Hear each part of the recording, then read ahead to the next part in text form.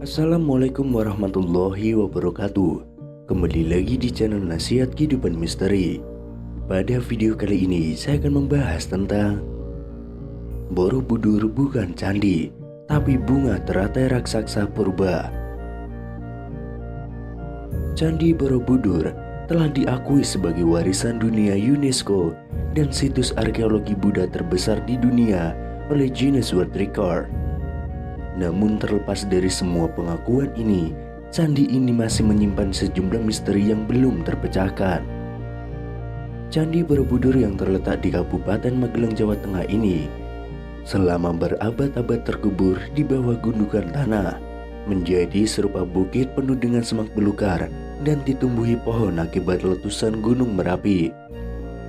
Lantas pada tahun 1814, atas peran Gubernur Jenderal Britania Raya, Thomas Sandford Raffles, candi ini mulai menjadi perhatian pemerintah kolonial. Raffles jugalah yang pertama kali menuliskan nama Borobudur dalam bukunya History of Java.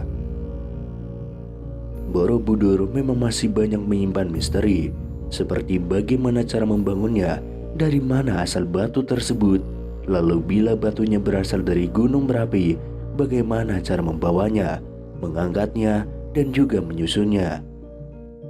Letak Borobudur yang tidak biasa berada di atas bukit, dikelilingi oleh dua pasang gunung kembar, Sindoro Sumbing dan Merbabu Merapi. Padahal candi lain dibangun di tanah yang datar, juga menjadi teka-teki yang belum terjawab. Pada tahun 1931, seniman dan pakar arsitektur Hindu Buddha W.O.J. Neowenkam mengajukan sebuah teori bahwa dataran Kedu, lokasi Borobudur berdasarkan legenda Jawa, dulunya adalah sebuah danau purba. Borobudur dibangun melambangkan bunga teratai yang mengapung di atas permukaan danau. Ini menjadi sebuah hipotesis yang disambut perdebatan hangat oleh kalangan para ilmuwan saat itu. Dalam bukunya Fit Borobudur Mir atau Danau Borobudur, Neowenkam beranggapan desain arsitektur Candi Borobudur pada dasarnya merupakan representasi dari bentuk bunga Padma atau lotus, simbol kesucian dalam Buddhisme. Desain bangunan ini diibaratkan menyerupai ceplok bunga teratai dengan daun dan bunganya mengelilingi bakal buah yang terletak di tengah-tengah kolam, tulis Neowenkam. Pada awal 1932, Neowenkam kembali menulis opininya di jurnal Netherlands in the Oud and New. Dia mengatakan bahwa bangunan raksasa itu didirikan untuk melukiskan bunga teratai sebagai penghormatan atas Buddha Maitreya. Menurutnya, secara mitologis, sosok ini dinarasikan lahir dari rahim bunga teratai. Borobudur ialah bangunan bunga teratai raksasa dari jutaan kubik batu andesit menyempul di tengah sebuah danau. Pada 1937, dirinya kembali melakukan penelitian lanjutan dengan mempelajari topografi daerah di sekitar Candi Borobudur. Hasil penelitian ini pernah dimuat di dalam harian Algemeen Handelsblad pada 2 Mei 1937, lengkap dengan gambar peta dan daunnya. Dari rekonstruksi diandaikan, Candi Mendut dan Candi Pawon yang berada pada garis lurus dengan Candi Borobudur berada di dataran dengan lokasi di tepian danau. Dari Candi Pawonlah, kata Neowenkam, dapat diperoleh panorama Borobudur yang paling bagus. Sementara itu, untuk membuktikan hipotesisnya, Neowenkam menunjukkan beberapa nama desa di sekitar Candi Borobudur yang berhubungan erat dengan danau dan air, seperti Tanjung Sari, Bumi Segoro, Sabrang Rowo, atau Segaran.